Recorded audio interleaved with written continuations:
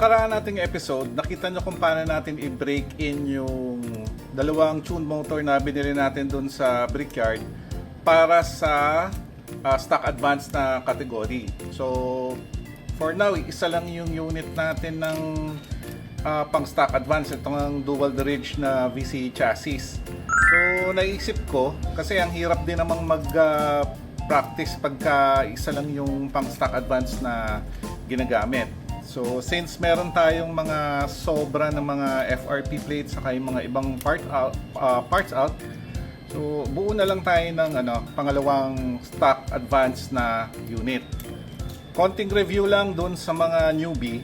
Yung stock advance category, isa sa mga entry level na category para sa Tamiya Mini 4-wheel drive.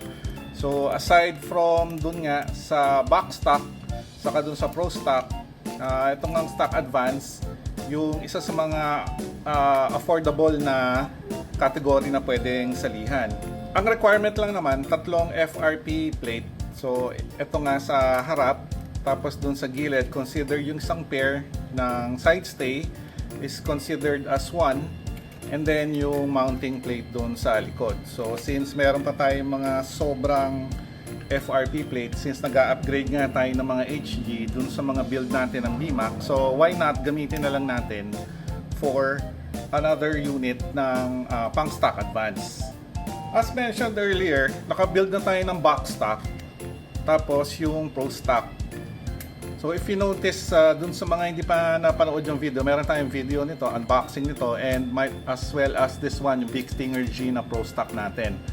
So if you will notice, pareho silang AR chassis.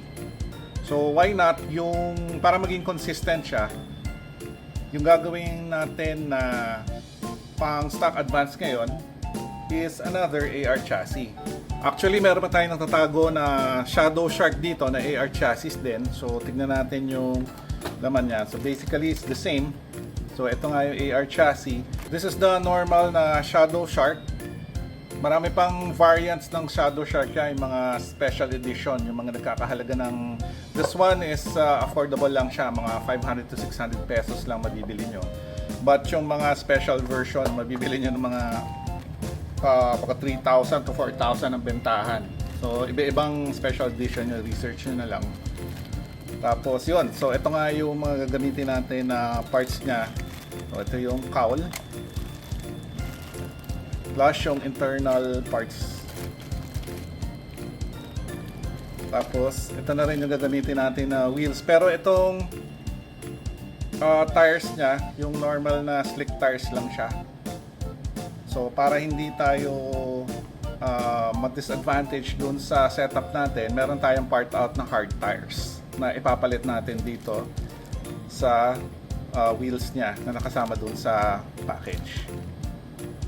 Since limited lang yung stock advance category sa FRP plates na gagamitin, so kailangan natin ng underguard na plastic and yung brake set na compatible dun sa AR chassis.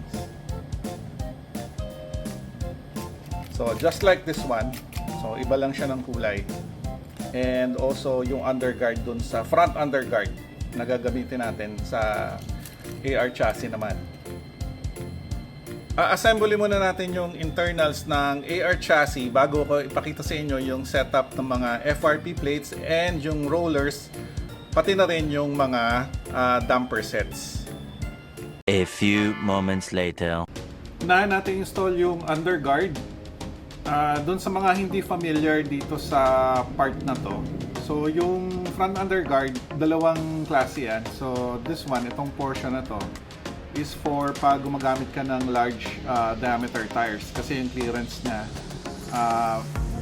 pag nakikita nyo dito sa gilid makapal. Ayan. Pero since gumagamit tayo ng small medium dia, so ito yung gagamitin natin, yung manipis yung clearance, this one. Same din dito sa gitna yung filler. So nakikita nyo, ito yung pang large dia, ito yung pang small medium diameter na tires.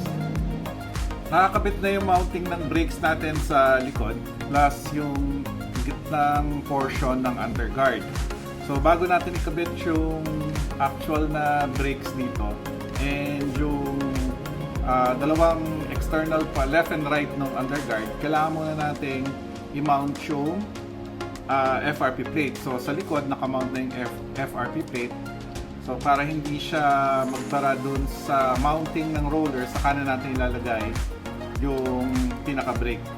Sa harap naman, since ang FRP plate natin is for fully cowed, which is hindi siya exactly compatible dun sa AR chassis, no? And generally dun sa mga bagong chassis. Pero although meron siyang butas na pwedeng i-mount dun sa 19mm na mounting ng rollers dito sa fully cowed na FRP plate. So gagawa natin ng paraan yan since ito lang yung available sa atin ngayon. So what we'll do first is i-mount muna natin tong FRP plate dito sa ibabaw. Maglalagay muna tayo ng countersunk screw. So kailangan natin butasan ito or lalagyan natin ng countersunk mold para magkasya yung 5mm na countersunk screw.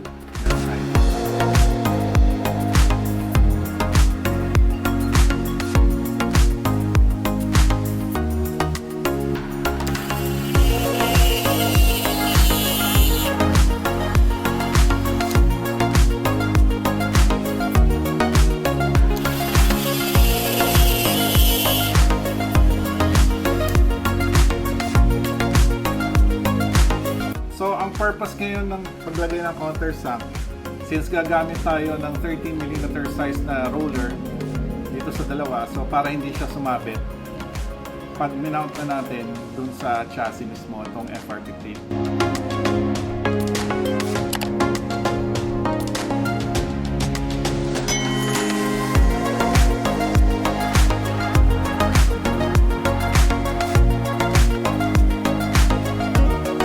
Then gagamit tayo ng cap screw na 25mm para i-mount yung mga rollers natin.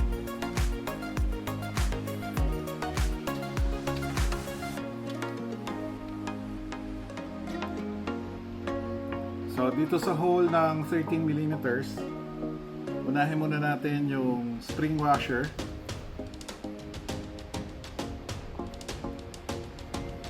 Then gagamit tayo ng 13x13 na double plastic roller.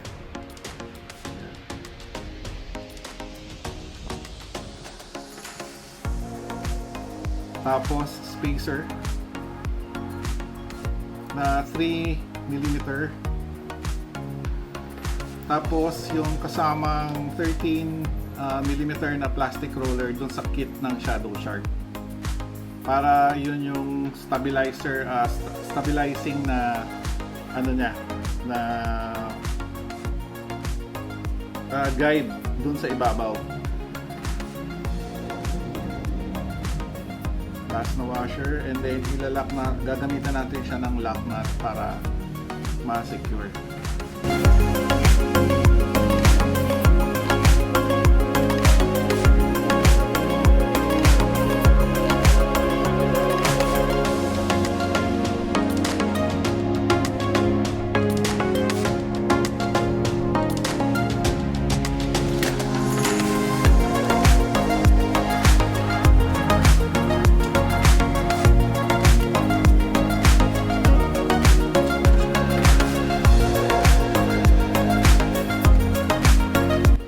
Sa kabilang side naman, instead of using yung double plastic na roller, gagamit tayo yung dalawang 13mm na kasama sa package nitong Shadow Shark.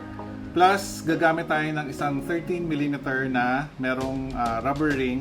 So, ang purpose ito is for lane changer para umalalay siya. So, interchangeable naman itong setup. Pwede nating i-transfer dito itong ganitong triple roller setup. Depende dun sa track layout and dun sa magiging performance niya.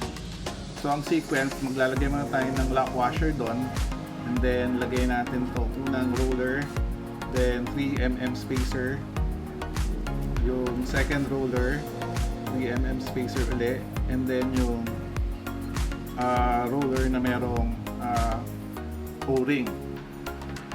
Tapos ilalak na natin siya ng lock nut.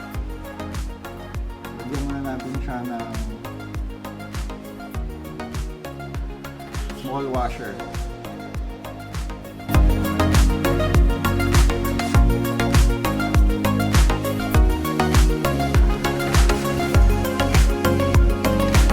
So ayan na siya. For the rear roller setup, gagamit tayo ng 40mm na screw kasi meron tayong 3 roller configuration setup. So kailangan natin ng mahabang roller para ma-accommodate yung 3 rollers, since yung isa lalagay natin dito sa bandang ilalim, yun, in between the brakes and yung mismong chassis.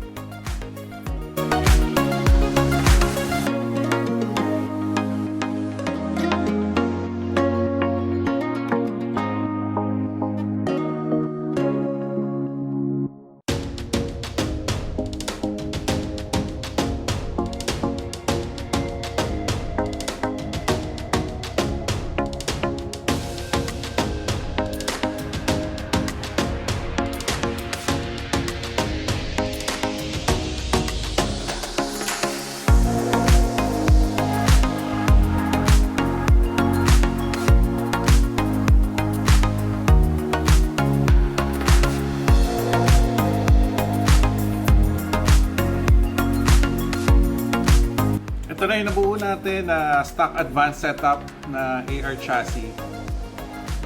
Hindi rin madali, lalo na pag hindi ka familiar dun sa chassis. Pero at least may natutunan, maraming natutunan kung paano pagkakasyahin yung mga parts na meron ka. So basically parang VMAX na rin siya. Papalitan nyo lang ng mga aluminum na rollers to. Dun sa harap, saka dun sa likod. So pareho din naman yung setup. So yung damper sa harap, yung cylinder damper, ito, and then heavy damper dun sa gilid. Ang madali lang kasi dito yung mga side stay plate niya, talagang pang AR chassis talaga. So lalagyan nyo lang ng countersunk screw, then you're good to go. Ayan. So basically yung cowl na lang ang kulang, then we're ready to test it. So, syempre, before testing it, kailangan yung mga basics na kailangan gawin. So, i-align yung wheels, tapos i-grease yung mga gears, saka yung mga pinions. Tapos, depende dun sa kung saan tayo magte-test, no? Depende. So, ladagdagan natin ng brakes dun sa harap, saka dun sa likod.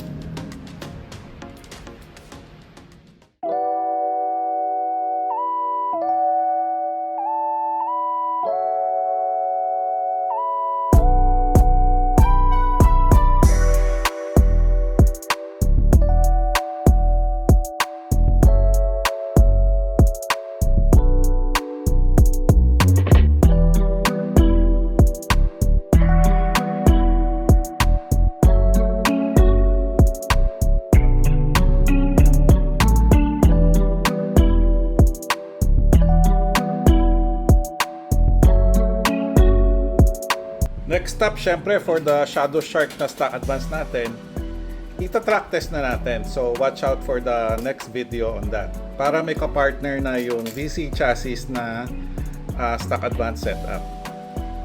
So, if you like this video, pa-click na lang ng thumbs up sign and pasabay na rin ng subscribe. As always, thank you for watching and see you on the next one.